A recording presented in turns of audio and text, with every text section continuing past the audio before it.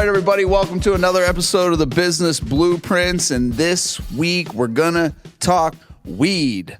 I got my man Bob Scherer here with MMJ Docs. Thanks for coming on, man. Yeah, no problem. Appreciate you having us. No doubt. For episode 38, this is interesting. So, like, we don't talk weed a lot, you know, and I love it. I love the cultivation. I've always loved it. I love a lot about it. I've loved it for a very long time. You're obviously going to be able to shed some light on the laws of it, how it's all come about with you, and just weed in general. It's changed so much. When we were kids, it was dirt weed. Now it's crazy strong weed everywhere. There was good weed when we were kids. You just had to pay a lot and had to really search to find it. And real hard to find it. It didn't come from other kids most of the time. No. You had to find it from adults that have been around. It's like a generational thing. Everything gets passed down. And now my older people in the family don't even want to smoke the weed that we fuck with now. Too strong. No, and that's, a funny topic kind of just to start with is like, you see some of these things from Egypt and these, the tombs, and they go down into the tombs and you see inside that they have all these different relics and items, and they've discovered some of them have like clay, ceramic jars that are containing cannabis, and which is wild. They pull these out and they do the testing on it, and there is THC in the cannabis, but it also has a lot of other cannabinoids like the CBD, the CBG, and those other forgotten cannabinoids, which we have not there. We haven't even talked about that yet, but you see that it does have different profiles, and and those profiles were existent in the cannabis back in the day, and years ago that was there through prohibition. People kind of were able to genetically modify the plant through natural modification, breeding it, finding plants that had higher strains of THC, breeding out all of the CBD in the plant, and allowing the plant to provide a more psychoactive high that we're commonly used to today, as opposed to the more medicinal purpose that it was kind of originally created for. So those medicinal properties have been bred out of it genetically, where you're starting to see them actually like be kind of brought back in to the plant through the medicinal programs that have been created. Because you mean the CBDs and the CBGs? Yeah, and you're seeing a higher plant profile, a higher cannabinoid profile for those particular cannabinoids. And so when you see those, you'll see a plant, and we hear stuff 29%, whatever it may be. And is it true?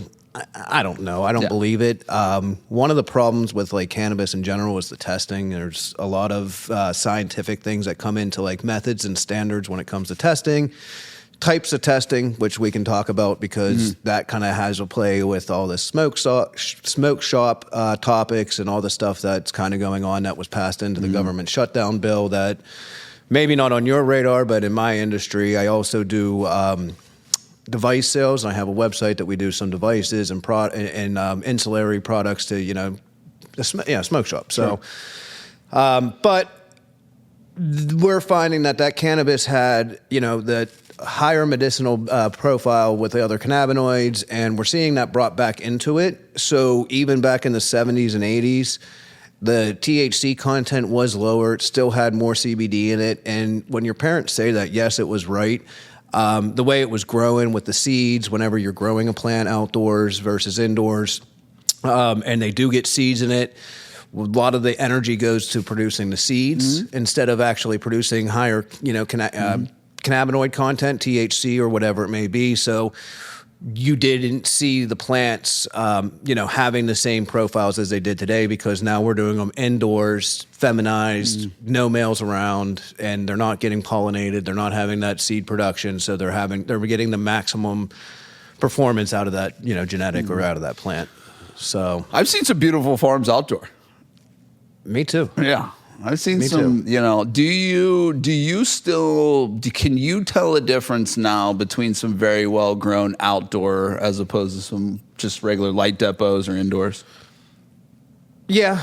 Do you think it's because, and again, it's because the farmers actually truly care about the plant and product, and it's not From the right necessarily- growers, you're finding boutique cannabis, Yeah. whether it's outdoor, indoor, or Right. a hybrid of just made with actual love, Yeah. not for just money, and right. profit. They're trying to produce the best quality Yeah. content, and again, you can argue that cannabis is supposed to be grown outside. Sure. So it's supposed to see the elements. It grows, and yes, it may grow it may look funnier than some of the bud in the bags that we're used to today, but when you break it down, like that cannabis is more natural growing, Totally. it's and things like that. Actually made from the sun. Cool technique, like kind of off topic, that I found is actually like washing the buds, and you can actually like get a bucket and put them in, water and put a little bit of like not a detergent, but something in there to help kind of clean it. And we would sit there and just like dip them and make sure that they were clean. You got spiders. I was gonna say, got I've mites, seen dust, lights, dirt, bugs, everything. spiders. I've seen tons of that. Right. So like, not to say that the plant was infested, but it was outdoors, Yeah. and so like no matter what you harvest, you throw it on a trailer, you throw it on a tractor, you throw it in the back of a truck. I mean, it gets so when you can dip it and you can clean it and you can get it, you can taste the difference. And I think it's even good for indoors, but again, it's an extra process, and you do Another hand to touch, another person making it more expensive. right. It's a business. At the So end of the again, day. like when you can grow your own at home, I think that's like going to be a cool thing that you can do and do that whole thing. But yeah, I mean, the cannabis quality is across the board, but I think it all has a certain place. I think when you look at mass production of carts and pens and all the Yep. different types of edibles and stuff, you can grow outdoor cannabis, take it to extraction, strip it of all the pesticides, all the toxins, get everything out of it, create a distillate that has THC that's pure and clean, and throw it into a pen and get a basic bubblegum flavor pen, and whatever the general pop likes. I like my weed to taste like weed. Right? I am not a fan of the pens. Right. It does not. I'll do it. It does not jive well for me because I have an addictive personality. I always have, and it makes it too easy for consumption. Yeah, oh, definitely. And I found myself in the beginning. I've had to have talks with myself from running through them, and yeah, dude. I'm like, now you need it's to like just chill the fuck every out. couple of days I may hit a pen like once or twice, and certain environments, like there's just certain events where it's like, like I can't, I can go sneak in the corner and hit this pen real quick. Yeah. And But then there's also times where I'm like relax. sneaking away the wrong reasons. I'm like, I feel like a fucking crackhead right now. I'm like, this is not good. Yeah, Why am I well. doing that? Like, why am I doing this? What am I hiding? What are you gonna What am do? I doing here? But Yeah. I mean, but yeah, when you come to it, everything has a little place, and I think because you can grow a ton of cannabis for pretty inexpensive and take it to extraction, create that product, and get it to the market for. Because back whenever I at least low knew about cost. it, they would always take just like, not necessarily all the buds, but all the the leaves. Yeah, you can do it with trim, Yeah, all the shake. trim, I mean, I mean- anything can be ran through the hundreds and hundreds of extraction pounds of machine, trim and- were ran through extraction. Yeah, and it just a little bit, it's all about quality. I mean, but at the end of the day, when you are running through thousands of pounds, and I don't know if you remember, but I did 20 acres in 2019 when the hemp bill came through, and we grew 55,000 plants of CBD. But I mean, once we started growing, and I'm like, yeah, CBD is supposed to be 16 foot high, and I was like, this is marijuana with like, it's like, and we had it tested. I passed. I put 10,000 pounds to processing compliantly, and not a lot of farms had that success. So I'm pretty proud of that. Yeah. But I learned all of the ins and outs, and I mean, we grew plants that yielded 3.5 pounds of flower, It's crazy. and It's a lot of flour. even the person I bought the genetics from and came up from West Virginia to my farm, we were up in Forest County, right outside the Allegheny National Forest, and he came out and he's like, I never seen anybody push these things like that. Yeah, I mean, we had it's a lot. bud that was the crazy. size of our forearms. For sure. I mean, it was crazy. But I've seen some 16 footers with some fucking pounds on them. That's 3.5 a ton on a plant. it's one of the most it's so fun, man. Yeah. Like it's, you see your work, you see all the labor come out, and This is flour. It's beautiful. The challenges to get it to harvest, to get it to, very temperamental. Curing, and I mean, it is. And you watch plants. We ran them over with the tractor. We've watched them, go from female to male just because the plant, the natural production is it wants to reproduce. So if it's about to die, it's going to turn into a male, pollinate itself, drop seeds, and reproduce the next season and continue its life cycle. That's what the whole plant does. So but what it comes down to is that, there's, all these different types of growing, all this stuff has a certain place. For somebody like myself, I want top shelf, indoor. I like the OG strain, like anything that's like, when I say OG, I mean like those legacy strains, that, the heirloom strains that we used to see back in the day, whenever we were younger. But there's some good stuff. The runts and the, it's flavorful. It tastes good. A lot of this OG stuff, a lot of, but. Like the gelatos. I like, gelato.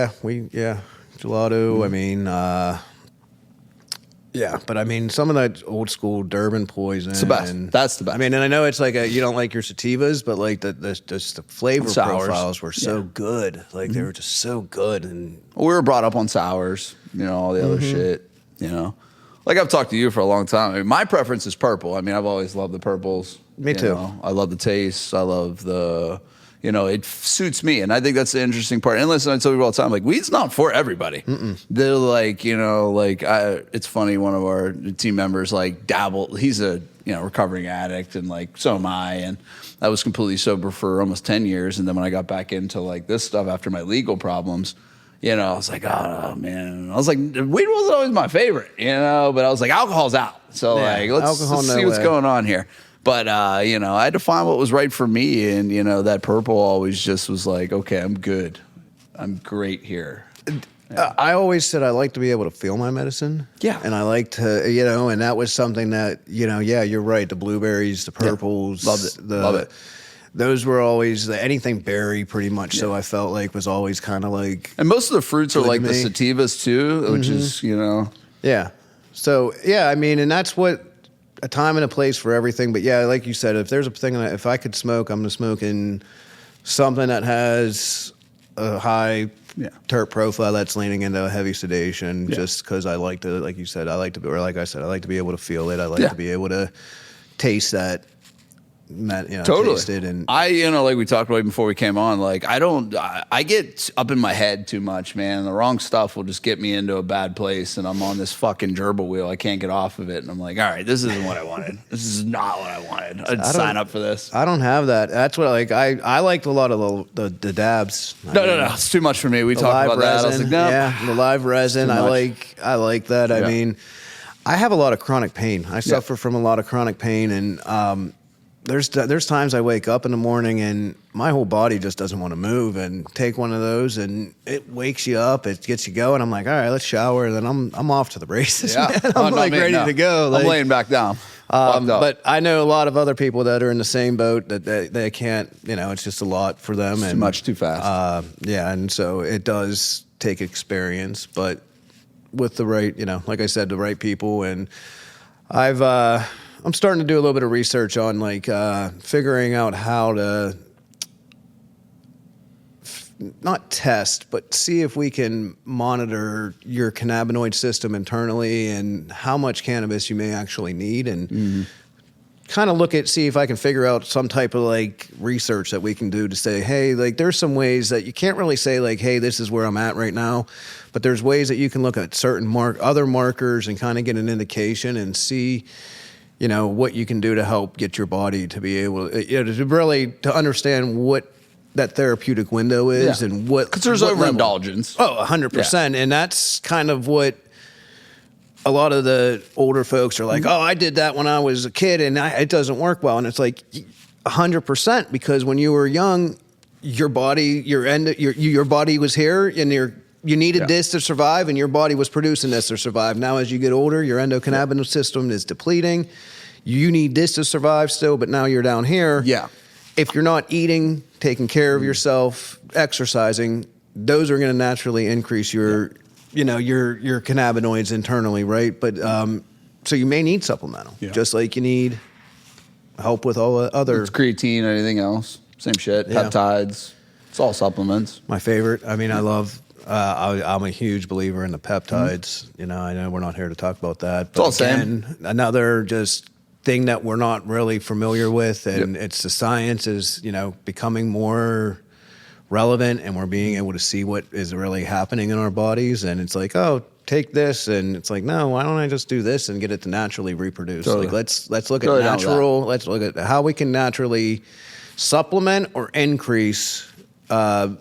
Issue, whatever's wrong, and how we can do this, the most natural way possible. Totally.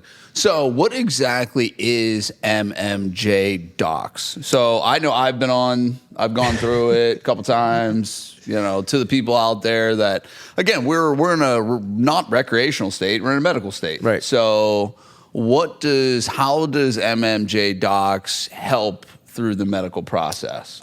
So what we are is we are a doctor's office that specializes in connecting patients to medical marijuana cards. Yeah.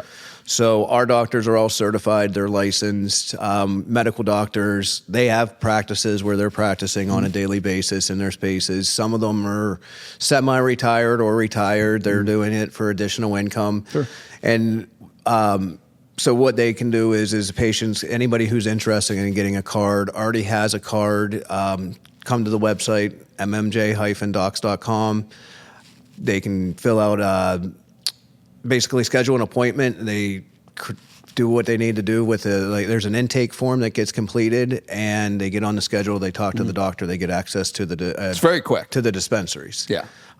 Usually we have appointments available the same day. If not, they're available next day. Yep. And then it's a per state kind of thing. If you're in Ohio, you get your card 5 minutes after you get it. As soon as you talk to the doctor and they submit it, you get your card. No, Pennsylvania, you got to wait 7 to 10 days. You'll get it in the mail. Most of the time. West Virginia is a couple days, and so it varies by state. But our model is we know that there's people out there that have used cannabis that want access to it. If you're using cannabis and you're afraid to get, if you're like, oh, it's hard to get in here right now. We made it very simple. We made the barriers to entry as minimal as possible. Mm-hmm. Our doctors are all trained in their respective, internal medicine and their respective fields. They have, specialties in addiction treatment. They have, some other specialties. And so with this, these patients are able to come on and get, certified. Yep. And the doctors are able to do some talking to them. They can assess them, get some medical records if needed, depending on what the severity of the case is. But they have years of training. I mean, most of my doctors are towards the end of their career. Yep. And they got involved with the medical marijuana program because they realized how many of their patients have been telling them how beneficial this was, but they were never able to accept that because it was never rec. It was never medical. You can't push it as a doctor either. It's not what they want. It's not their agenda. Right. There's not really a business model for them in that world. But because the hospitals don't offer it, they don't tell you anything about it. Here, take this. Yeah.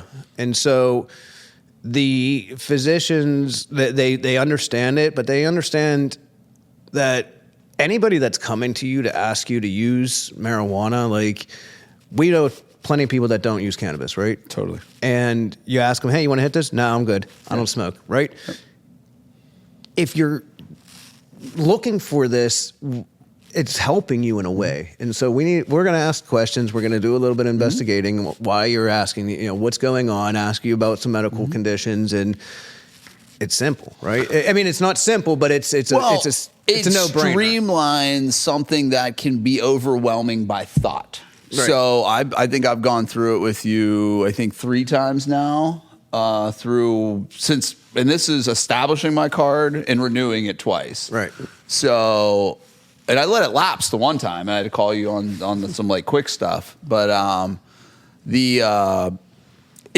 so what it did for me is it allowed me, as someone who's extremely busy and doesn't want a cumbersome process, to get streamlined, one place, one call, one service, pay my thing, I'm done. But like you said, I talked to a doctor and we went through it, and they don't just, because I know a lot of people, they're just like, oh, these people just say whatever. They just give you that. And that wasn't the case. It was, hey, let's talk about some of these symptoms. Let's talk about what's going on. Let's talk about, the necessary precautions of things that are leading up to this. It's not just like a pill mill or the other shit. And that's how people kind of start to look at it now. They're like, well, they're just passing off, they just give cards to everybody. I'm like, ish, but they're talking. You're talking to an actual doctor about your problems. And the problem is that the state has set it up to where it has to be kind of quick because one, the doctor can't write a recommend. They can write, hey, you qualify for a medical marijuana card. Correct. They can't talk to you about dosing. Right. They can't tell you what the dispensary is going to have on the shelf because half the time you go, they don't have the same product twice. Well, and that's a licensing thing and all the whole business model to it. That's outside of what a doctor even fucking knows. So then a doctor becomes, then there is a product that may work and you're like, yeah, use this one. And it's like, well, why are you referring this? And then they get in trouble because, and it's like, no, I'm not, there's not really any, hey, you have one of these 23 conditions in Pennsylvania or whatever. You have one of these qualifying conditions. You meet the standards. Here you go. The wild thing about the dispensaries is the wide variety of age you see. So that's crazy, isn't it? Dude, I mean, I've been in there, and I swear to God, my grandma walked in. Walks of life. 84 fucking years old, and there just again has her list of things, but they're the most prepared. They know exactly what they want. The thing, this. They come maybe once a month. They load up, and so grandma's kind of like one of those people that would use my other company, Relief Specialist, because she wants to call. She's not comfortable making a payment over the telephone. Right. She wants to have somebody sit there and hold her hand and say, your appointment's this day, and let me create this account for you. And do you have this problem? Tell me about this. And so you have a specialist kind of doing the intake with you, doing all that work with you. So we create an account. We're going to ask you for an email. And, that's pretty much so standard in this day and age is you have to have one. I mean, I'll tell you, West Virginia, bro, good luck when you go down there, because not to talk ill about West Virginia, but it is a different, we see the poverty level is real down there. Oh, yeah. The patients that we see down there, and you want to talk about all walks of life, go to a West Virginia dispensary because you're going to see coal miners, 80-year-old coal miners. You got hippie. You got these then you got the old hippies. You got, and you got people guys and stereotypical farmers, flannel shirts coming in, chewing tobacco coming out of their mouth, and you look at them and they're like, "Yep, I'm here to get my marijuana card. I ain't never smoked this shit in my life." And you laugh and but man, we've had some great conversations and. Like I said, man, and that's what's been one of the biggest pushes for me is, we get articles written about, there's a couple, investigative journalists that write about how we are essentially pill mills, right? All we're doing. And it's like, man, we've helped patients from 3 years old to 93 years old and everything in between. Your grandma, my mom, it's like you see every single type of person. You see people from upper income areas. You see people from lower income. And it's every walk of life is using cannabis. And that's something as I became older and I have kids, 7 and 8 years old, and I'm going through elementary school, 1st and 2nd grade, coaching sports. Talking, meeting new people. Oh, yeah, what do you do for work? Weed. I help patients get their medical marijuana cards, and it's like, oh, I have my card, and it's like... it's fun. Yeah, all right, and they're excited about it, right? And I know, I can't get that. My company doesn't allow us to have... so you get it. It's like, if I could, I would get it, man. I have nothing against it. And you hear... more and more people becoming accepting of it. I know a ton of people that are like, as soon as I retire... As soon as I fucking retire, and again, I think, the secondary portion to it too is, there's a lot of people that are very hesitant because of the gun laws, and there's probably a misconception there as well with a lot of that. And, there's people just that, it's a weird thing that they attached marijuana to that. It's very odd, but they don't attach it to alcohol, which is even odder. You want my response to that? I say, what, do you use cannabis right now? Yep. All right, well, if you ever had an issue, you get caught with your cannabis and your gun, you're going to be in more trouble than if you get caught with your cannabis, your card, and your gun. Yeah. And they look at me and they go, I said, the state police, local county sheriff, local police, I said, that's all state, they're all under state law. State law says you don't have to lose your Second Amendment right. Mm-hmm. Federal law is, right? Yeah, so the feds come around. You come in with the DEA and the FBI, your fucking medical marijuana cards is like the least of your concerns. Like, you got some different problems. So like if the local cop sees you and he's like, hey, oh, you got your marijuana card, cool. Like, you know, like it's pretty much so accepted. Like, and I think the police now, until like you get to like driving, you're somewhere, you have your That's card. That's fucked up, though. These rules of driving are fucked up. They are fucked up. Yeah. And I just dealt with a whole situation with that, and it is fucked up. Yeah. So what's crazy is our teacher of our class actually gave me some real game, and she was like, hey, like most people, they keep their medical marijuana card right behind their driver's license. And they're like, nah. She's like, no, move that. She's like, because if somebody sees that, you can automatically, oh, you have your card. When's the last time you smoked? Correct. Like, no, I just have it. I never Correct. used it. Never used it. Correct. Just have it in case I get a headache and I need to go one day. To something that shouldn't be, questions. Because inevitably, here's the reality is if you've smoked weed within the last probably 30 days and you're behind the wheel, you get pulled over. If they decide to take you and do blood work, you fail, that's an automatic DUI. Zero tolerance. Zero. So fucking tolerance. Now there's ways that they're looking at where you can test for active metabolites and see. They still don't care. I mean, for sure. Right. But I mean, the science should be catching up. But here we go with like, the government because if you're science. not actively fucking high and you have metabolites, it's a big difference.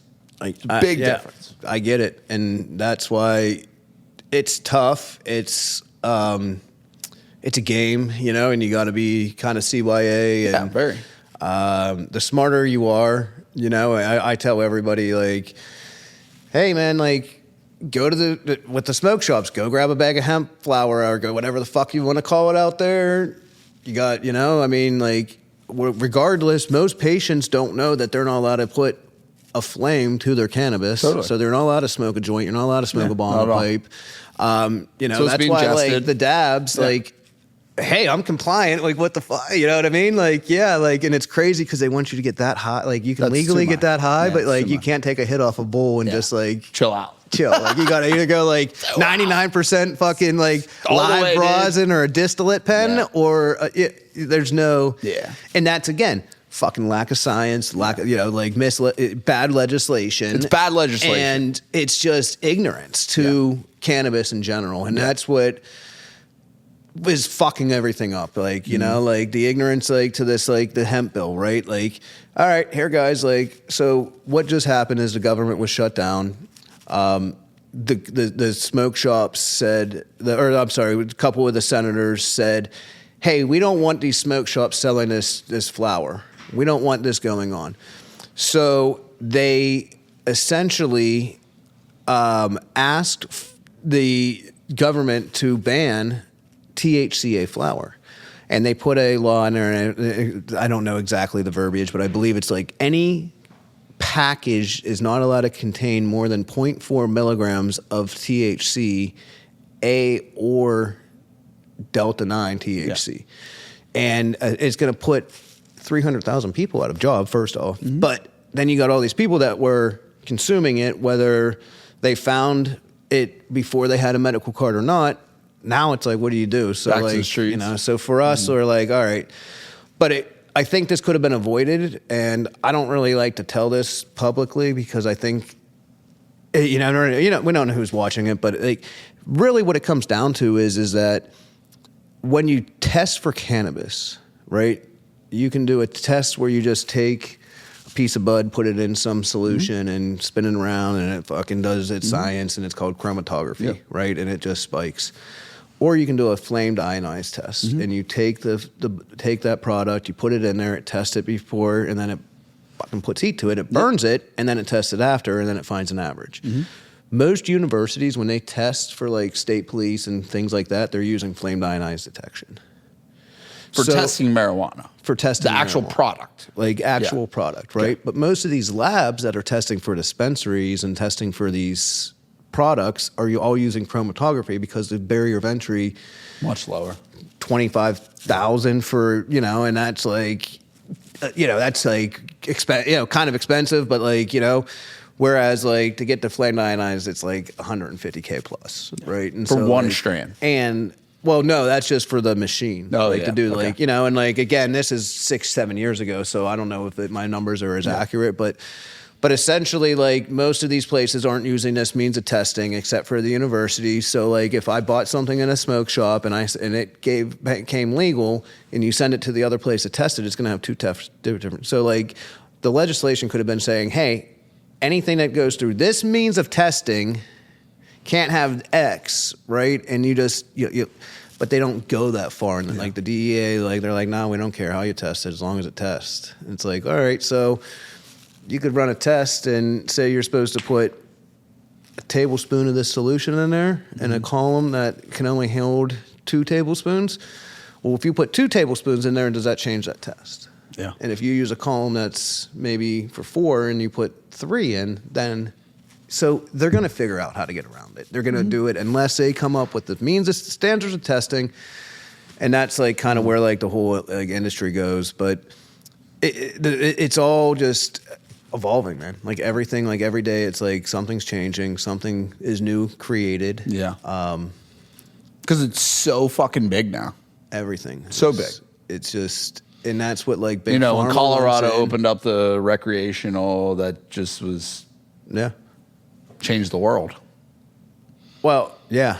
And they really kind of figured it out, I think. Mm-hmm. Like they came back around and figured it out, and you can still get a medical marijuana card in Colorado Totally. for $100. Yeah. Like I know people that pay. I heard they can get them that for inexpensive as like 30, but I mean, and everything in between. But California, you're saving taxes, you're doing all that. So when it really comes down to it, for me, like I don't know where things are going and which way the wind blows. And Sure. I've tried to set it up to help people like grandma, mom, dad, those people that never have been down this road, have only heard. It's confusing, and most people honestly don't know where to start. It is a daunting thing of like, for one, they get like nervous of going out in public and buying marijuana and going to a store and walking out with it in a bag, and you're still grandma or aunt, and there's like there's still that perception of marijuana that has people. And what's so odd is like the difference in mindsets between alcohol and marijuana. Whereas like, again, I mean, most people, like you said, is all walks of life, just like the same people that you'll find at a bar, and that's the reality of it. It's, these people are there for a certain need, and other people are at bars for a certain need. And to hold cannabis to this ultra weird level that it's still, because it's still a Schedule I, which is insane, that it's still classified with heroin and No medicinal benefits. Zero. But yeah, we have like 30 states with medicinal programs, but hey. Right, no doubt. And again, I think it's very odd that, we're still in this day and age of like, anywhere you go, it's like you light it, you smoke a joint outside in Pittsburgh. Who's smoking weed? You know what I mean? It's just like this exiled, still wildly proclaimed odd thing, but, walking around with alcohol and being loud and obnoxious and, disgruntled and all these things is acceptable. That's why I was like, wonder if I should smoke this joint on the way down. Like, I was like, I know Bryan won't care, but what about like the other person that's there? That's like, what I mean? I was like, wait, it's like, I'm me. This is, no doubt. I get more anxiety when I don't smoke. Sure. It calms me down. I've had to do like presentations, and I remember the one night I was like, oh, I'm not going to smoke. I got to go to this presentation, and sat there for, the whole entire time, like in the back, listening to the other people in front of me. And the next thing you know, like, I wish I was like that. I'm not. So. Good thing I had my pen though. Yeah. Because I was like, whoop. No doubt. Next thing you know, I was like, all right, let's go. So like, I can't have meetings and shit like that. So for me, evenings are like, that's my time. I get to wind down. I get to fucking decompress a little bit. you know, because honestly, my biggest thing for me is like taking all this shit home, man, you know, and like dumping it off on people that don't need it. So, you know, it's helped my marriage considerably, you know, it was a tough period, man, because like, you know, I was sober for a very long time. I had, you know, run-ins with drugs and alcohol and things excelled and whatever. So like when I decided to get back into the cannabis, it was, for one, again, the benefits of it. And two, I always knew that I needed something just to slow me down. Yeah. You know, and it's, yeah, I mean, there's been times where I'm like, all right, you got to back off for like a minute here or something, get a little wild, just like anything else. But, you know, I don't know. I always frame it to people all the time. I was like, I've never smoked a joint and wanted to go home and beat my wife. You know, I mean, it's just not that. I've definitely drank alcohol and gotten to some numerous altercations with human beings. Not my wife, but just people in general. And that's what that fuels. I haven't drank, 16 years? I'm 50. 2010. I just was 15. Yeah, I did June 2010. So That's what I'm right there with you. 2010. Yeah. So, and that's like, you know, people are like, oh man, I'm like, yeah, well, that's why I like weed. And weed was always, like you said, whenever I was young, and I remember being on my way to school and being like, hey, let's smoke a bowl. And like, everybody's like looking, I'm like, this is like, and I'd be like, this is like my medicine. I'm going to smoke this shit till the day I die. And like, and I don't mean to like wear that with pride, but like, we grew up in that era where if they said you had like ADD or like some type of like, you know, like hyperactive like disorder, like your parents are like, wow, like we're not giving you any medicine. You're not a Ritalin boy. Yeah, like yeah. So I was always like self-medicating, you know, essentially, and that's why it was like, to me, it was always like my passion. And then kind of like you know, to tell you, to go back to like, I guess really where we started from is that whenever I started this company, I knew I loved this. I worked for a family business. My family owned a healthcare business, and we supplied people with sleep apnea machines, and we did some testing. We worked with doctors, kind of did the marketing, and then the doctors came in and did the doctor thing. So that was all going on, and as that was going on, we essentially, my father sold a company and was kind of not really expecting it. Everybody's like, what the hell? But we got bought by a national company. I went to work with them. I had my marijuana card. The way that the buyout went is they gave me an agreement to come work for them as part, like, it was like, you know, but it wasn't like, I didn't get like an offer letter. It wasn't anything like that. That's so odd. Like, it was like a very like odd thing, but I was like on the payroll. Handshake. Yeah, but it was like, which is cool. odd for a buyout. Like, well, it was crazy because like I actually had another job lined up with like another company, and like I was supposed to go to work for them, and this company said, no, we want you to come work for us, or we're not going to sign the agreement to buy the company from your dad. So like my dad kind of needed me to do it, and but didn't, you know, really ask me to. It was like kind of like I got a call from like an attorney one day, and they're like, hey, this is what's going on. I'm like, this is the deal we created. I'm like, here you go, bud. Like, do I stop the sale of the company and just say fuck you all, or do I? But you know, so I was like, all right, whatever. Like, we'll go ride out with this. Negotiated a pretty good salary package. Had a good like couple referral sources. So like, I knew I was going to be able to like hit these numbers and like make some money in the meantime. And but I had my card.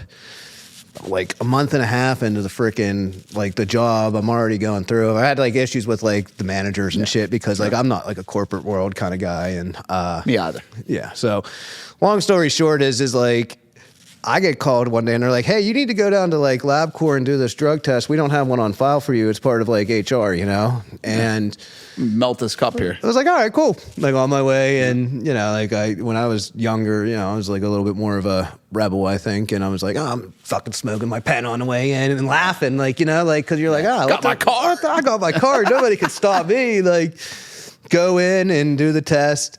Come out, tell the lady I have my card. She's like, we don't really care. We just send it off, and then it goes. I'm like, oh, okay, cool. Like, you know, get a call from this doctor, and he's like, how much weed do you smoke? And he was like, because I've like, you know, I'm in Denver, Colorado, and it's like usually like 1,000. He's like, you're at like 4,800. Like, and I was like, yeah, we're doing good here, bud. Yeah, well, you know, and it was like just a really funny conversation.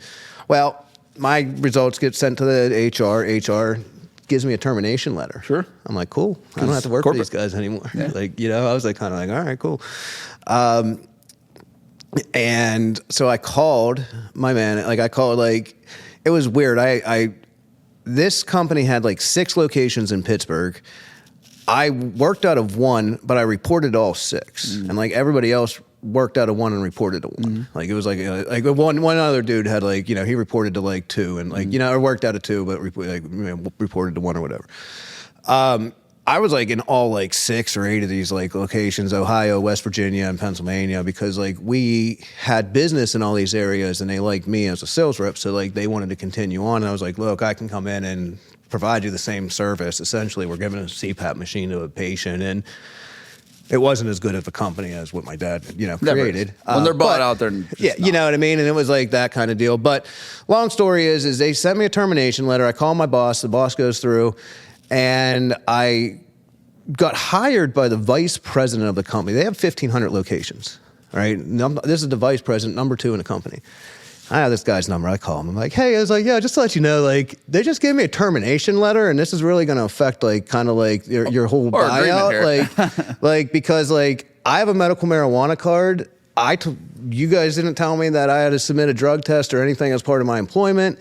And I said, so I have my card, and you guys have a no marijuana policy in your urine. So they just gave me a termination letter. He's like, let me call you back tomorrow. I was like, all right.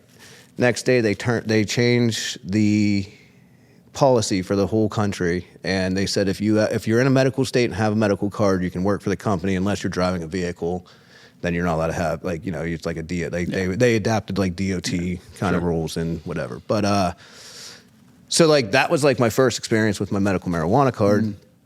At that time, I had a Facebook group, and my idea was like, I always wanted to be the guy that like got to like review everybody's like cannabis and be like, yeah, this is really good shit or this is fucking garbage, right? Like, because I've smoked enough, I've been around enough, and who wouldn't like to get a bunch of free product to fucking sample for people and tell them how you like it, right? Like, a better weed than free weed. Amen. Well, I guess that could be debated sometimes. Yeah. But regardless, like, so like I started this group. It was like a reviews and advice group, right? So like, people would come on and they would, get advice about how to get their card or what dispensaries or, carrying have what specials. And it was just like a little forum on Facebook for, everything going on. Well, this group like started at 500, 1 to 3, 15 to a couple thousand patients, like within like a couple months, right? Like, cause it was right at the inception of the program. So I started like helping people, and I was like, yeah, we know this doc out here, or, like I kind of like knew some doctors in my area, like my doctor that got me my card. I was in his office getting dry needling one day, or wet needling. He's like, hey, you want a marijuana card? I was like, fuck yeah. He was like, all right, cool. He's like, gotta go on the site, fill this out. Like, you'll get this like account set up, and then like I'll submit my thing, and just let me know when you got it all done. Well, it took me like 2 weeks to get my card registered. Yeah. Figure it out. Like in the beginning, like, cause like you had to like have like every space like correct, everything like had a match, and it was like a whole fucked up system. But got my card in like 2017 and was helping, just like pushing patients there, calling doctors, cause I knew how to speak to doctors' offices from my past experience, right? So like I knew how to call and say, hey, like, I'm just calling. I have a patient that needs to get a medical marijuana card. You guys accept outside patients. Like, I know you're a neurologist's office. No, we only take patients that are part of our active patient list right now. Like, we don't do like this. So like, I was like kind of like calling through, and I was like, well, if a patient is under your current care, would you like discharge them if they did have a medical marijuana card, right? And they're like, no, cool. I was like, all right, well, how do we get a referral for your practice? Like, and they're like, just have their PCP or whoever sent them. So like, I was like kind of doing that, like helping behind the scenes and doing like more than just. So then they would go to these offices and they would pay the doctors, and I was just doing it for free. I was like, hey doc, like, would you ever like consider like if I was able to help you get this, like, would this be a service that you think would work? And he was like, yeah, So then I started kicking around the idea of doing the marketing and getting patients on the schedule, and then having him come in and just doing that, which was like what we used to do with some of the sleep studies. We would same model, different business. Same model, different business, right? So kind of started there, and then I found a nurse and a doctor that were with another group, and they were like, yeah, we don't like this business owner. He doesn't, do too much. He's not, he's out fishing all day. Da, da, da. Sure. I was like, well, let me show you how I can fish. Yeah. Better. Yeah, right. Yeah. So like we get into business and it just went south, and I was really motivated to grow this business at this time and was putting a lot of money into it, a lot of effort, and come to find out, people were doing sales calls with their husband on the way to the mall. Totally. Like, because they needed a dress for some event on Saturday night, right? I'm like, your daughter's going away. You don't need to take her shopping. Like, that's not like what we do at, 2:00 on a Thursday. And if you do that, at least be established and work your way up to it's just like you come in and you expect. So we had some rounds, some issues, some things, and fallout. That's called business. Right? First 3 months, boom, gone. My doctor, we were operating I pulled these contracts together real quick for these locations because pre-COVID you had to do everything in person. Yeah. You couldn't come in, you couldn't do the telephone certifications. It had to be, in person. So we found a couple of clinical offices that we could utilize that, gave us the opportunity to pop up and do some, one day a week we'd be in Washington, one day we'd be in Cranberry, one day we'd be in Monroeville, and then one day we'd, be over in Brookline, right? And so we were hitting all kind of five corners of the streets one day a week, just bouncing Mondays to, right? So we got it all figured out. Well, that kind of changed because that doctor left, went with his nurse. They opened up a practice that competed against us. Sure. So I was funny how that goes. Shit, and this is 3 days before Christmas. Yeah. So you can only imagine, right? Yeah. By the 10th of January, I signed 3 contracts with 3 physicians in 6 locations. And was back on it. I was like, fuck it, we're gonna roll. We're gonna make it, and just kinda, back against the wall. You have to perform. And that's what that's how I am. When it's good, man, you're not gonna see anything out of me. Now when you wanna tell me I can or try to hold me back, we're fighting. So, but yeah, that was it. And then it was just an evolved process. And then Ohio came on, and then I knew some doctors in Ohio and they got licensed. And then West Virginia came on. I knew some doctors down there. And so I was, running patients into their office and just, collecting it and then cutting them, a reimbursement for their services. And just, I own the offices and they're all subcontractors. And I pride myself of that because a lot of people don't understand that, and they're like, "Oh, you do some marketing." I'm like, "No, I actually own. I'm employing physical, the physical owner of them." But I want to remain in control of that because we want to be helpful. Mm-hmm. We're not going to be out to scumbag patients and charge them $100 and as much money as some of these. I see patients paying still $200 for appointments, and they're getting the same level of service that we charge $50 to $75 for. And then again, we do have a different model, but you get a higher level of service. You get the hands-on, and it's just 2 different. Again, we know that we're going to make some changes because we see that it's worth making a couple changes, and we're getting more efficient. We've understand whatever it is, but we're trying to make the changes. Yeah. Business should always evolve. You guys should, and again, it's got to be tough in your guys' industry because it is fucking regulated. Yeah. Heavily regulated. So there's only probably so many things that you can change. Am I correct? Yeah, but then there's also things that you can't change. The doctors don't really have an understanding of malpractice, liability. We understand it as we see it, but so explain that. Let's unpack that. So when you say medical malpractice, what does that look in your industry? That's what's left up for debate, right? It's oh well, you gave this person a card and they didn't qualify for a card. It's well, no, I reviewed their health history with them, I went through the steps and the processes. They told me something what more can I do to confirm? Right. So how would something like that happen? Is it like, let's say an 18-year-old kid or does it have to be 21 now? I'm not sure. 18's fine. Yeah. So is it like, let's say an 18-year-old lives at home, gets his card, mom finds out about it, she's not fucking happy. Is that how those things come about? I mean, yeah, and essentially, how does like a malpractice get reported in the cannabis world? It's not really more of a malpractice, it's a liability. Right, that's what I mean. You know, like what's the liability to the doctor if the patient consumes cannabis and goes and wrecks a car and that happens? Again, like what's the liability if they take a Scheduled 1 and go drive a car and wreck into a building, right? Like it's all... What's the difference between if you take your fucking prescription Percocet from your surgery and do the same shit?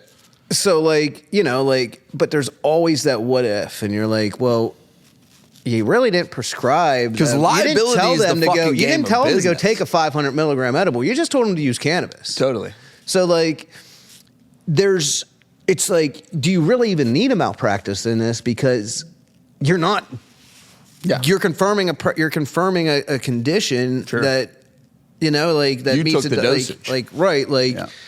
And there's like, well, are you diagnosing this patient or are you confirming that they meet the guidelines for that patient? And so, like, you look at that. Big difference between the two. Right. Yeah. And so, like, in some states it says something one way, other states it says. So, like, when I leave it up to my physicians, I say, look, I'm going to hand these patients over. You do your job. This is your license. This is your living.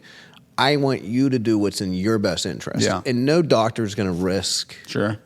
For $50. Oh, you know what I mean? Like, and again, like, do you have to deal with this kind of shit a lot?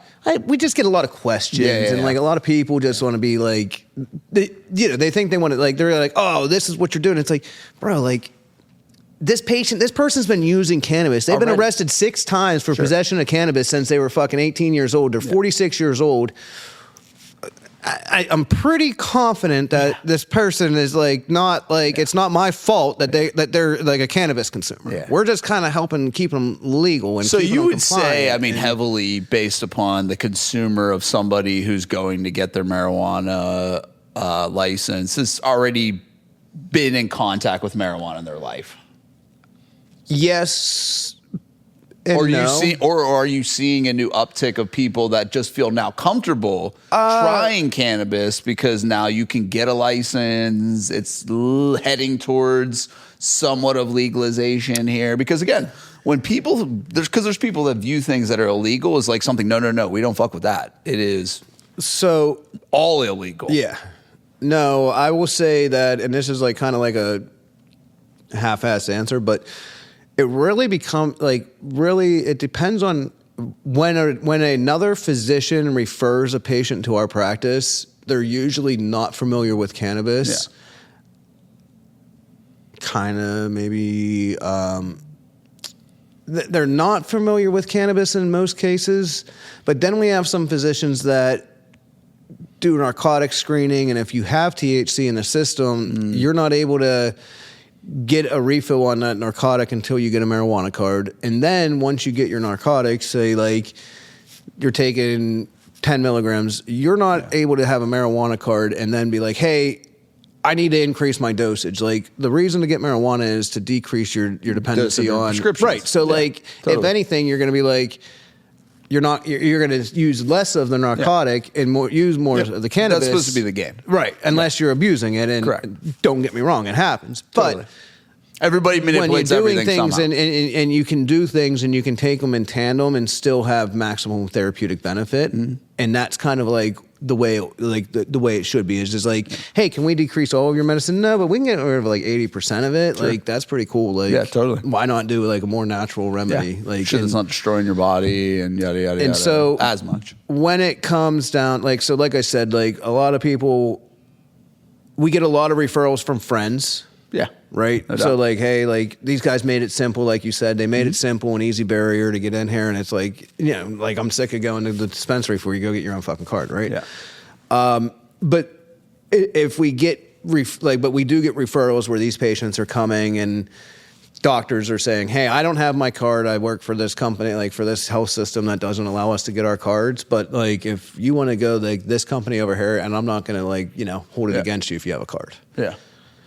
Now we have other doctors that say like, no, you have a marijuana card, we're discharging you. Mm-hmm. And I just was talking to a provider last week, like an oncologist was like threatening to like kick the patient out of the practice. And she was like, this is like, they're at end stage, like cancer. Yeah. Like, what's it matter if they're taking a little bit of fucking cannabis? Like, you got them on 6 other fucking, Yeah. All the chemo shit. Comfortability meds for, for all this. Like, it's just a fuck, I said. So we're still playing that battle. Yeah. And she was really cool. We did like an event at the Pet Expo. Mm-hmm. And you want to talk about all different walks of life, go to the Pet Expo. And I have dogs. I love my dogs. I know you. Yep. I'm thinking you still have a dog, maybe. But, it's like, why not talk to people like us? And hey, you can get a card, you can take your dog for a walk again. And you see these people that like can barely get around and they're like, oh, I don't use that. I'm like, man, like if you tried a little bit of this, it's going to change your fucking life. Totally. But like, it'd be cool if you could just throw them a sample and be like, hey, look, try this, see if it helps, may or may not. Yeah, it's wild because, like, there's still that belief out there that, like, medical main doctors are just, they hold the fucking halo of all, and the unfortunate side of it is we had a previous guest on here, a few episodes ago, and, his girlfriend was misdiagnosed for years, and she has stage 4 cancer. Yeah. And, your belief in what you thought was true your entire life is all of a sudden not. You know what I mean? And I can't fathom what she's going through or anything else. And she's trying more of a holistic view of it now and things of that nature. And, but there is, at the end of the day, I think people's, and I'm not shitting on doctors or anybody. I'm just telling you that everybody's a fucking human being. Like, bro, you know what I mean? Like, I'm not shitting on any, like, dude, I listen, there's a place for doctors. There's a place for, but everybody has a bias. Everybody has a view. Everybody has a perception. Everybody has these things. And, again, it's, if you go into your regular practice and you try and talk about marijuana, it's the fucking devil. Yeah. I just had that experience.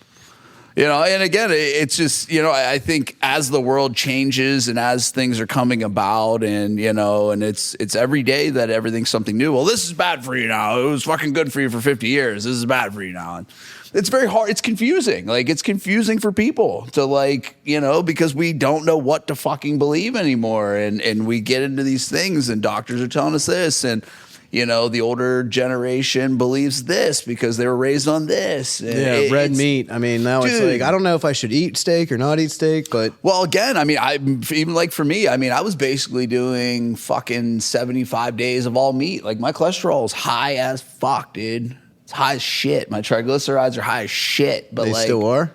They're coming down now, but they were, as I was peeking through the carnivore stuff, they were...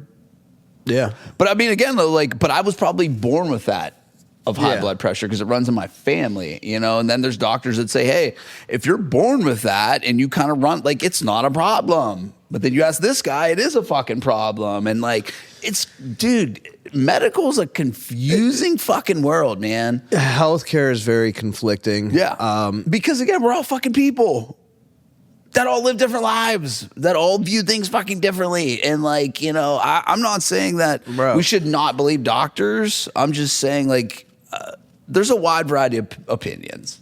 We were getting hammered because when my dad owned that company, we had the compliance with the CPAPs. We had one of the highest compliance ratings in the country, and we had manufacturers that could, what they do is they have a little chip in there and it can monitor all the shit going on, right? And for the CPAPs, and show you how many people are using it, and they can see your company has this compliance, and they came to us to do some clinical studies for their newest machine when they were putting it out because we had such high compliance ratings. Yep. Right? But then we started to get denials from the insurance company on things.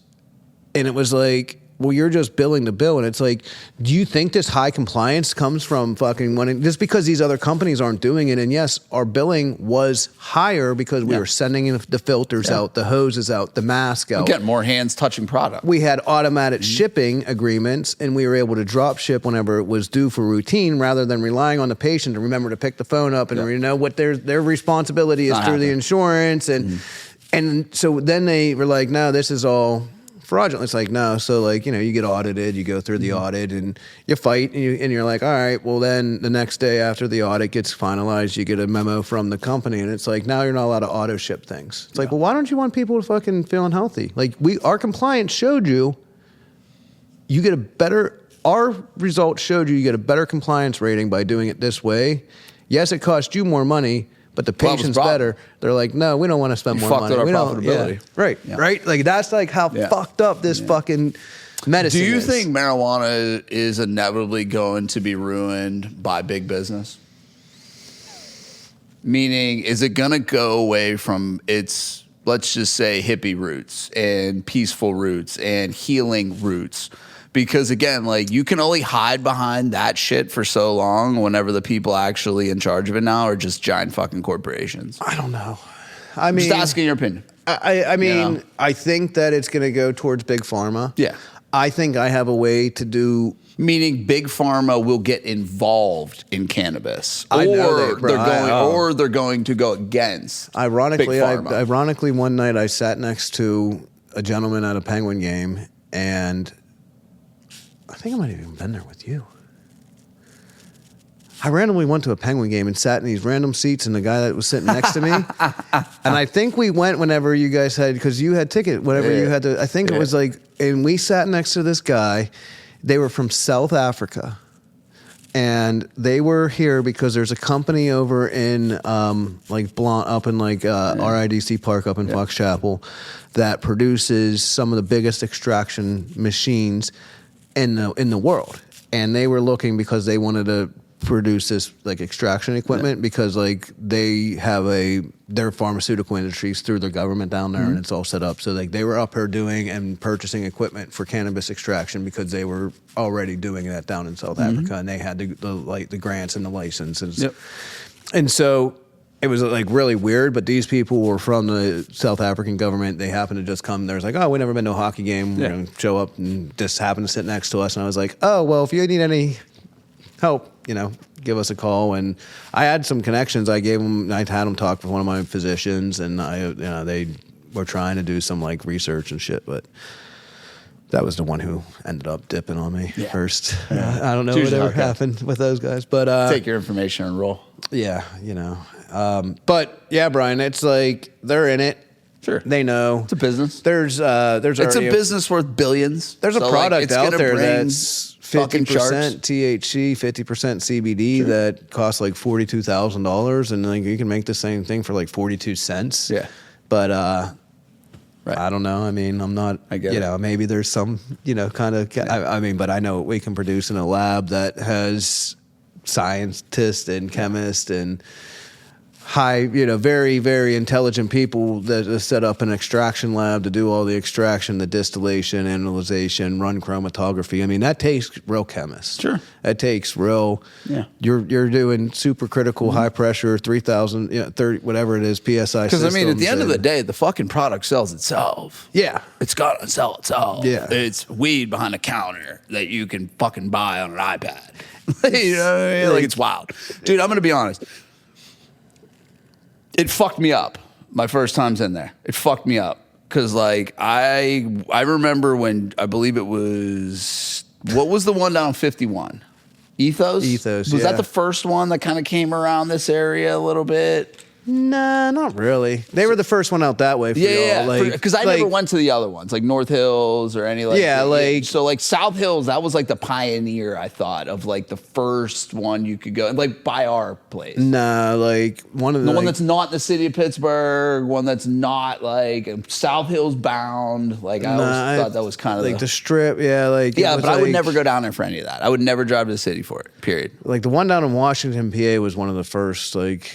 That healing center it was called at the time. For sure. And then there's a bunch of them now down there. Yeah, like we were going, like I was going either between like the healing center or the strip. So Coming I out of walked in Robinson. there and they have a fucking security guy at the door. They have cameras everywhere. You got to get buzzed the fuck in. Mm-hmm. You check your shit. They let you in. It's fucking cash only. There's an ATM there. And there's fucking lines. And I'm like, this is a fucking legal trap house. You sons of fucking bitches. It's like stupid. You motherfuckers. I went to prison for this kind of shit. And you fuckers are out here. You got us in line waiting like fucking cattle. Just do.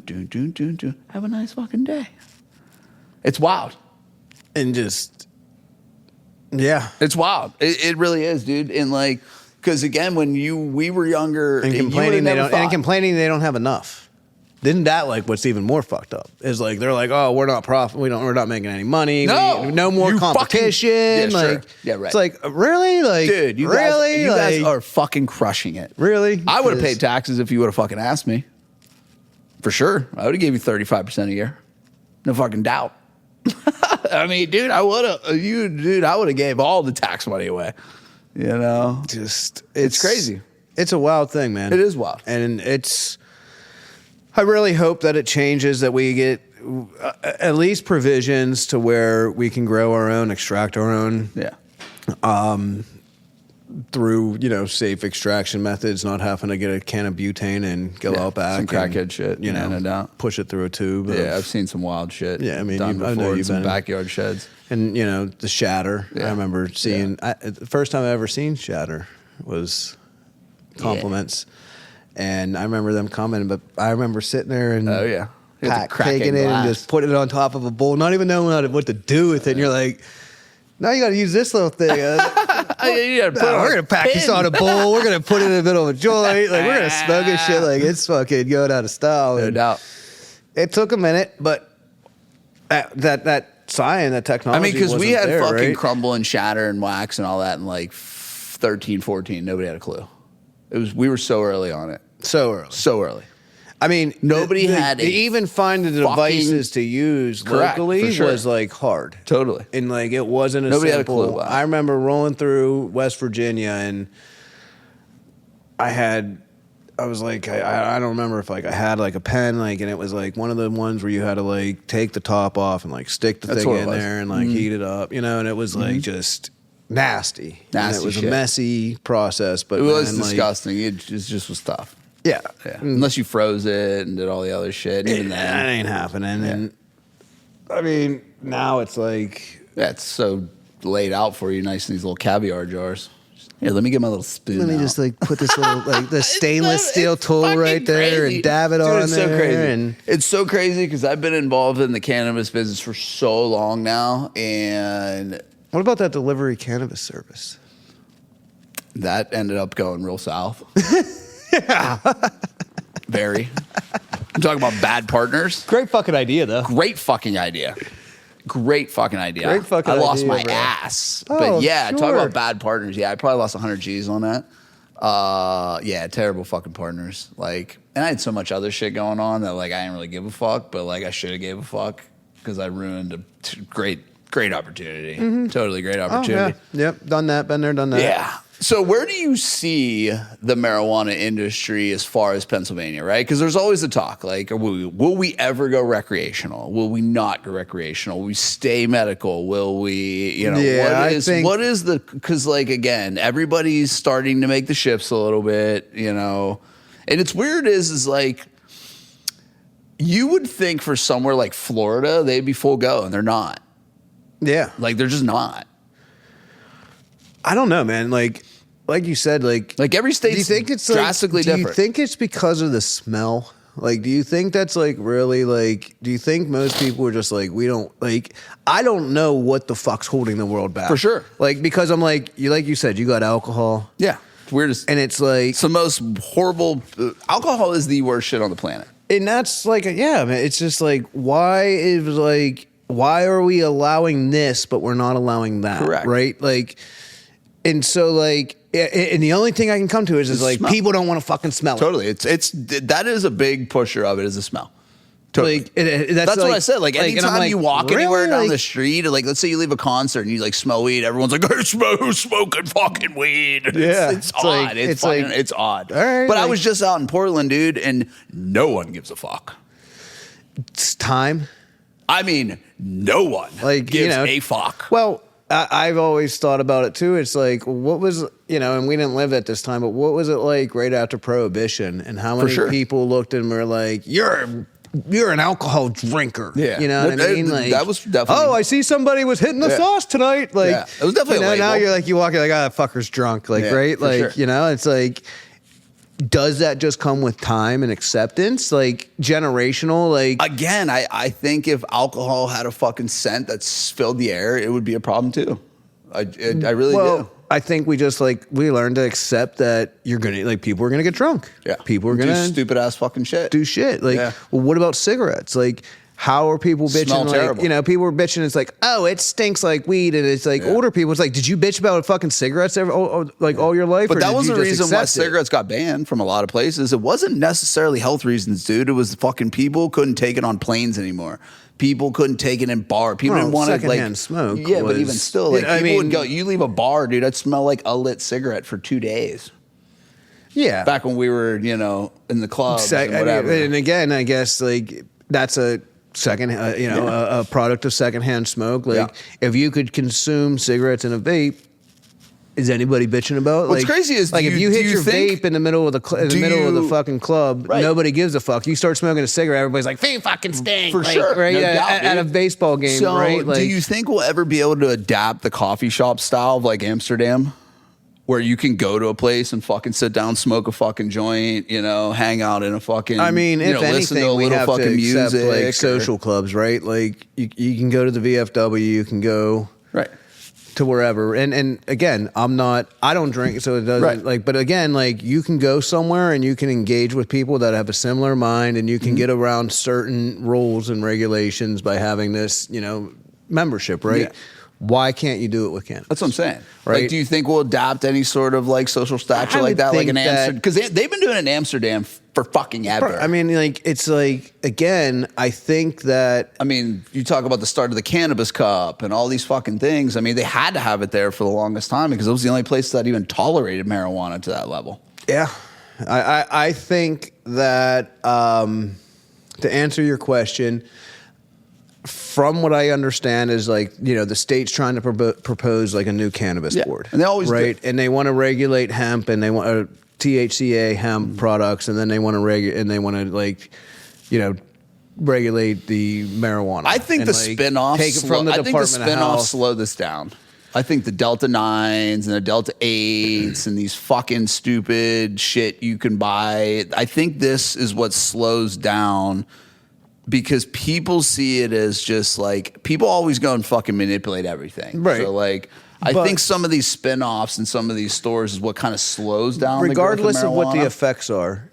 That market that's still unstable created about 300,000 jobs. No, I'm totally not disputing that. So regardless of what it is, you're creating jobs, and and that's the most important thing. So or is the well-being of actual people. Well, then let's eliminate alcohol and cigarettes, and just again ban them all, or fucking accept them all. Don't fucking sit here and try to fucking pitter patter with me. You can't obviously accept them all. I mean, Portland tried that shit, didn't work. They reversed it. I mean, I seen open air jug market in fucking Portland, dude. It is fucking wild.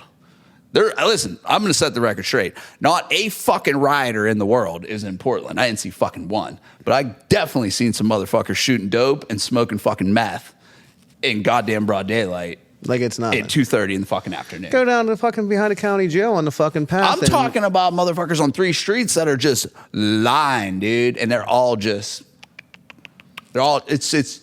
there's wild. In very nice parts of Portland too, by the way. But that's what I'm saying is it's to create that lifestyle, again, a social club, a place that would be and then it's we don't want a club with the people coming in and shooting fucking dope. But, totally. Right. But at what point do you say, hey, at least it provides a space, an atmosphere maybe that club has to have somebody 24 hours, like, whatever they're operating. Like, you put parameters in there to try to avoid things. And yes, some things are unavoidable. Yeah. However, with a quick response time, maybe you can do that because it's not working. The war on drugs hasn't worked. No. Now we're just shooting fucking boats coming across the fucking water and blowing people up just because, like, it's getting to, like, total desperation. Yeah. Fentanyl's killing people. Yeah. I believe they just fucking signed an agreement with China to ban fentanyl production and like the 10 precursors to fentanyl cannot, be manufactured or whatever it is. So like, but what's that? That's just going to cause another fucking war on drugs. It's going to cause something, right? So like, you look back and you go, oh, opium, like, let's go back to a natural fucking source that can be, you know what I mean? That can't trace be back fucking, to the dawn of time. Yeah. Maybe. And I'm not like a fucking progressive. I'm not that type of person, right? But I'm also like, but it's sensible. But it's right? wild that the progressive liberal sides are all open to marijuana. No, I mean, but I think that they're open to the open drug. I mean, they're open. They're open to all just that, open right? everything. But then, like, again, how can't you take that to say? How could you say? It's amazing to me how close-minded all the conservatives. I agree. That are God-fearing, God-bearing. I agree. Don't want to accept things that came from for sure. it. And what's crazy is they're mostly all capitalism, and you would think that would attract just in the capitalism alone. It's millions, Listen, and millions of dollars. That's and tax revenue and all the other shit. And it makes you question. Colorado fucking did crazy amount of shit with their tax base. And you know that there's studies that show you that with like Medicare, that states that have access to medicinal and rec marijuana have lower cost of prescriptions from Medicare. I would imagine so, because you have to compete with all the cannabis. Well, they're not paying out as much because people are going to buy cannabis. That's what instead, I mean. You have to compete against no longer a monopoly. Yeah. You now have to compete against actual natural substances. So when's the government going to give you stipends to be able to go buy your marijuana and not have to, like, hey, I'm not using my Part D. Let me use my Part D at the dispensary as opposed to the fucking pharmacy. Yeah, because, I mean, even when I go there, there's a lot of people that are buying, the creams, just some of the sauces, some of that stuff, some of the older demographic, getting a lot of the creams and things of that nature. It's just wild how the game's evolved, and it's funny to see how certain states take it, and it's funny to see how certain states are just like, no way, we're just not doing this. It's been interesting, and that's where I think New York eliminated their program when they went rec, but now they're coming back around to it because there was some benefit to it, and they're trying to figure some things out. Do you think it's better as a recreational, or do you think it's better as a medicinal source? I think that states like Colorado do just fine. I think that if you have a medicinal card and I consume a more amount of cannabis than a regular person does.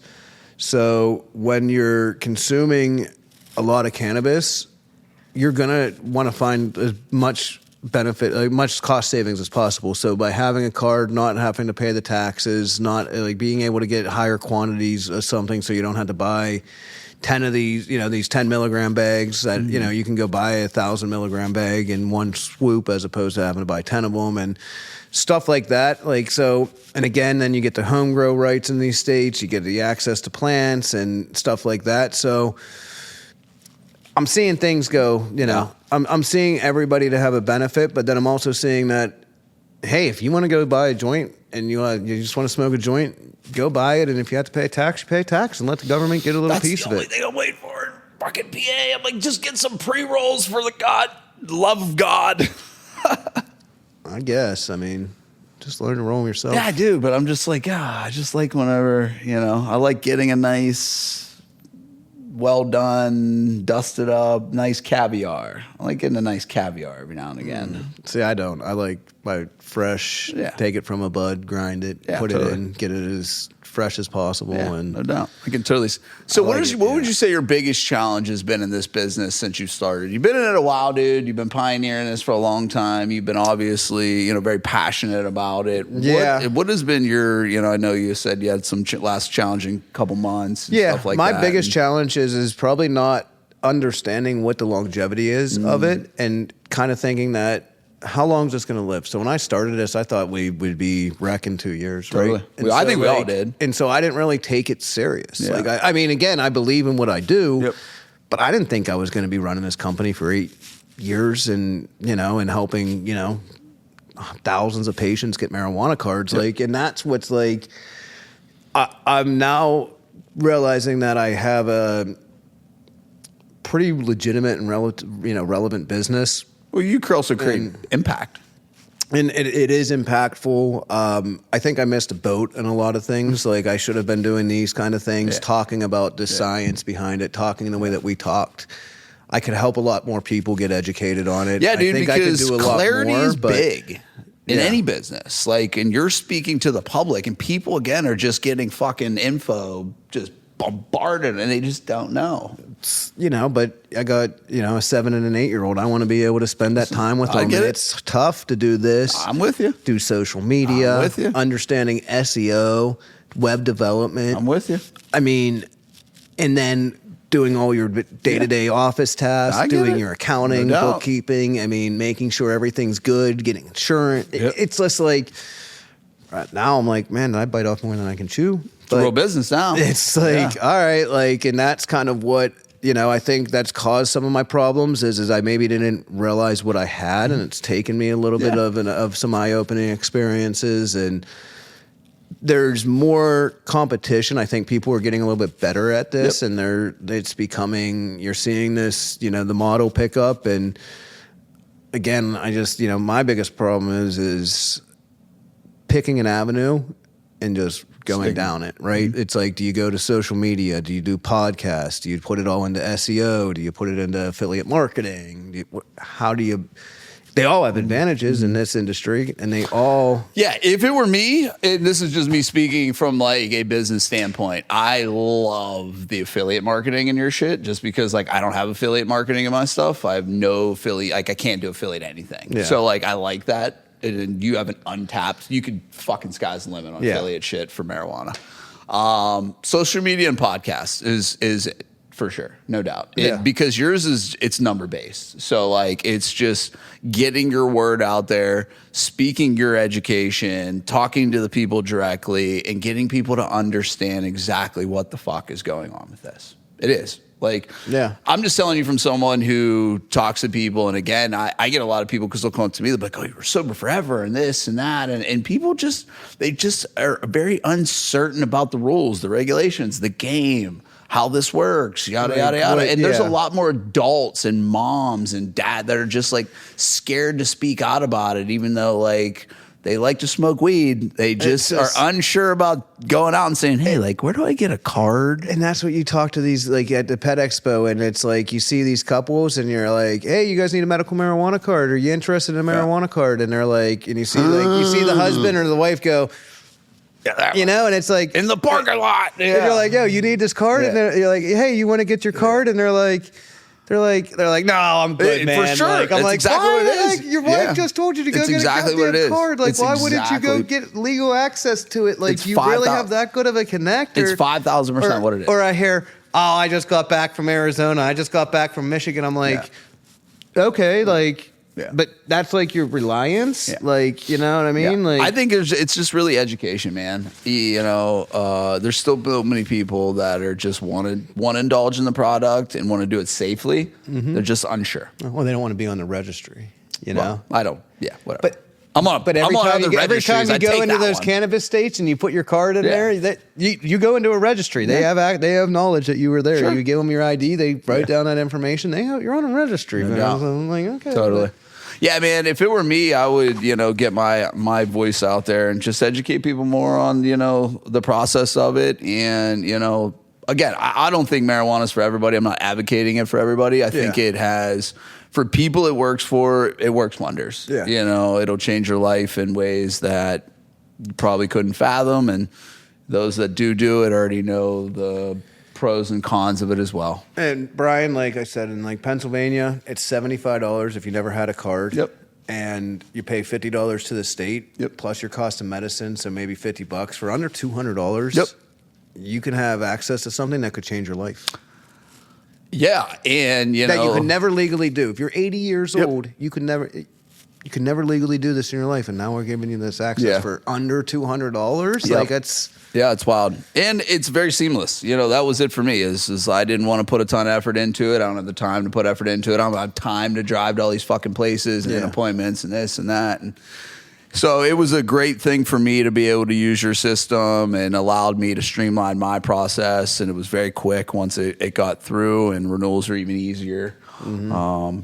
I think you got a big impact, man. We've been rocking with this for a long time, dude. And, you've been very consistent on this game for a long time. And, I think there's still a long ways to go with it. And I'm glad I got to learn some more insights to your world and how that kind of works. And it's challenging, man. And it's cool, to kind of see it on the forefront of where marijuana is now compared to where it was. And I think in 10 years, we'll see a fucking drastic change. It's been fun. And that's what, I'm going to this expo next month in December out in Vegas. It's the biggest cannabis conference in the world. And it's like, it's kind of relighting that fire. As I told you, some of the things I was going through before, it's like, all right, let me get back out here. Let me, and again, like, as a father, how do you, to do this and like to get up and tell people like, I'm this weed smoker. And it's like, all right, well, we're going to do it. And what's crazy is, man, is like, life be life, and dude, people be people. Like, whenever you kind of like proclaim your thing, and I'll get it, you'll get a side eye every now and again, but it's like, listen, man, there's more people involved in the game than we think. Yeah. And there's always that, there's people that are against the game, and there's people that are more people that are for the game. When I went to my kids' Christian school, whenever they were in preschool, and I told the teacher, I said, hey, if my kids, because like they see my logos and they're like, we're at TJ Maxx, and they're like, hey, Dad, there's your logo. And it's a marijuana sombrero. And I'm like, it's not me.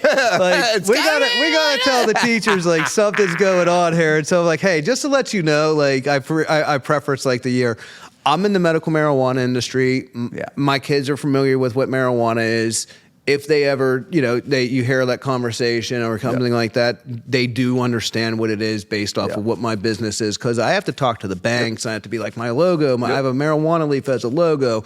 And that's where my daughter picked it up. She was like, oh, I heard you talking on the phone about your logo. And they were mad about your logo. And, and it's a leaf, and she's put it together at 7 years old. I'm like, great. So, we had those conversations. But the preschool teacher looked at me and she goes, oh, one of the other kids' dads is a marijuana doctor too. And I go, oh, okay, great.